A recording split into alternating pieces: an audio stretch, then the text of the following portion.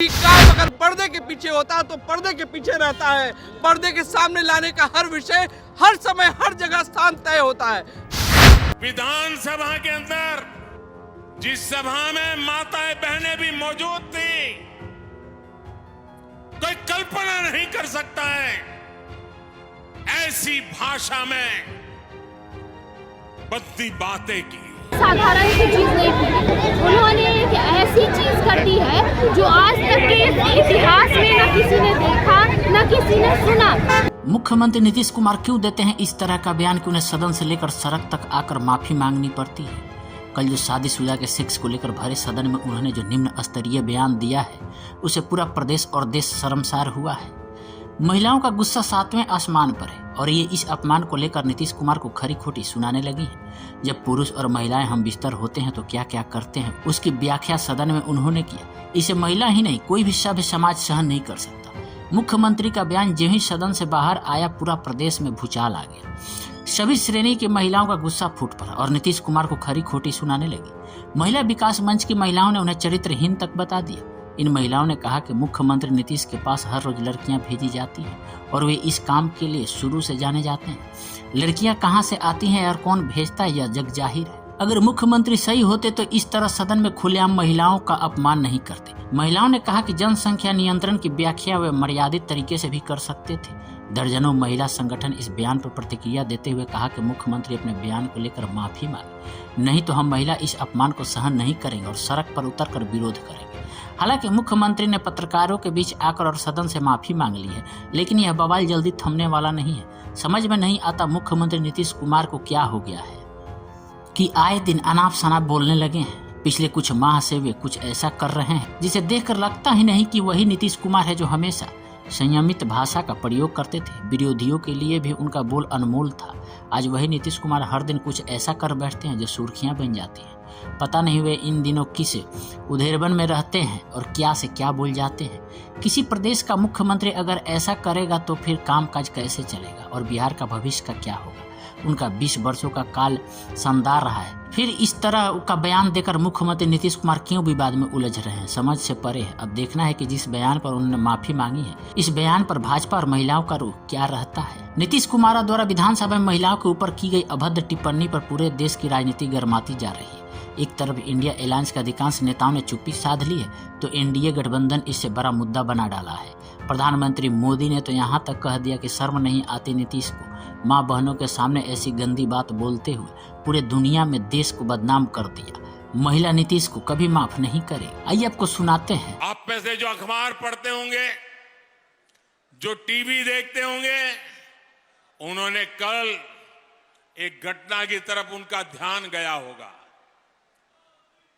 ये गठबंधन गठबंधन, ये इंडी अलायंस, इस इंडी अलायंस के एक बहुत बड़े नेता जो इंडी अलायंस का झंडा लेकर के घूम रहे हैं, जो देश की वर्तमान सरकार को उखाड़ फेंकने के लिए भांति भांति के खेल खेल कर रहे हैं, वो इंडी अलायंस के नेता ने विधानसभा के अंदर जिस सभा में माताएं बहनें भी मौजूद थी, कोई कल्पना नहीं कर सकता है ऐसी भाषा में बद्दी बातें की। कोई शर्म नहीं है उनको। इतना ही नहीं, इंडी अलायंस का एक भी नेता माताओं बहनों के इतने भयंकर अपमान के खिलाफ एक शब्द बोलने के लिए तैयार नहीं हुआ। जो माताओं बहनों के प्रति ये दृष्टिकोण रखते हैं, वो कभी आपका भला कर सकते हैं माताएं बहनें? देखिए,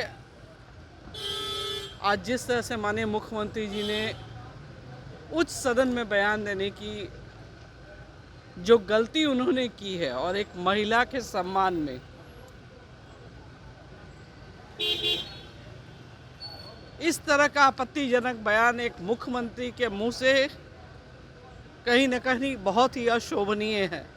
क्योंकि वो भी किसी माँ के गर्भ से पैदा हुए हैं।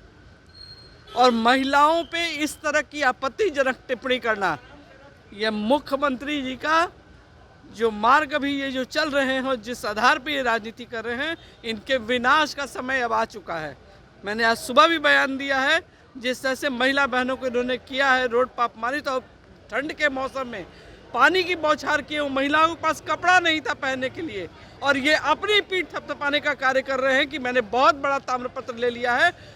बाकी सारे विषय गौण है जिस तरह की इन्होंने आज अभद्र टिप्पणी और आपत्तिजनक टिप्पणी की, और मैं तो उस सदन में बैठने की भी हिम्मत नहीं जुटा पाई। शायद उनके सिपह सलार महिलाओं थी, शायद वो महिला नहीं होंगी, लेकिन मैं एक महिला हूँ, और मैं ये समझती हूँ कि एक महिला का अपमान एक मुख्यमंत्री के मुंह से होना, ये बहुत ही शर्मिंदा का महसूस है। निवेदिता जी, ये नीतीश जी ने जो इस तरह का बयान, देखिए बहुत ही निंदनीय है किसी भी सदन में और किसी भी महिला के विषय में इस तरह की आपत्तिजनक बातों को उठाना और रखना, और वो भी किसी सदस्य के माध्यम से नहीं, बिहार के मुखिया ने उठाया है इस शब्दों का। तो बिहार की आज जितनी भी महिलाएं हैं वो सारी आज शर्मसार हुई है। अभी तक हम लोगों ने विधानसभा में सुना था, लेकिन आज जब ये विधान परिषद में एक बार फिर उस बात को हिम्मत जुटाकर कहने की हिम्मत किए हैं, तो ये बहुत ही बुरी बात है, और आधी आबादी इनके बातों को कहीं से भी इग्नोर नहीं करेगी, और आने वाला समय इनको बिहार की जनता जवाब देने का काम करेगी। क्योंकि कोई भी काम अगर पर्दे के पीछे होता है तो पर्दे के पीछे रहता है, पर्दे के सामने लाने का हर विषय हर समय हर जगह स्थान तय होता है। ये सारे लोग जानते हैं, जो भी महिला है या पुरुष है। और आज मुख्यमंत्री जी भी किसी माँ के गर्भ से पैदा लिए थे, और उस माँ से जाकर पूछे कि वो माँ कैसे उनको पैदा की थी, तब मैं जानूंगी मुख्यमंत्री ये नहीं है। तो कह रहे हैं कि तो सेक्स एजुकेशन की बात है, उसको समझाने की तो सेक्स विद्यालय क्यों नहीं खुलवा दे रहे हैं विधानसभा विधान परिषद में? इधर मैडम, अपनी आंखों में आंसू हैं। ये कोई विषय है कि आप सेक्स विद्यालय चलाएंगे हाउस में? ये गिने चुने माननीय लोग आते हैं जो आपके सरकार को बनाते हैं, नियम बनाते हैं, कानून बनाते हैं, और आप इस तरह के आपत्तिजनक बयान देंगे आप सड़कों पे? जो सारा देश और सारा मीडिया आपको सुन रहा है, आप जातीय जनगणना पे आप बोल रहे हैं, हम लोग समर्थन करते हैं उसका, कि हमने भी आपके साथ बैठकर जातीय जनगणना का सपोर्ट किया था। उसके लिए सभी लोग बैठकर मुख्यमंत्री की बातों को सुन रहे थे, और उसमें आप एक दो लाइन दो शब्द को विषय को लाने का काम करते हैं, ये कहीं से उचित है क्या?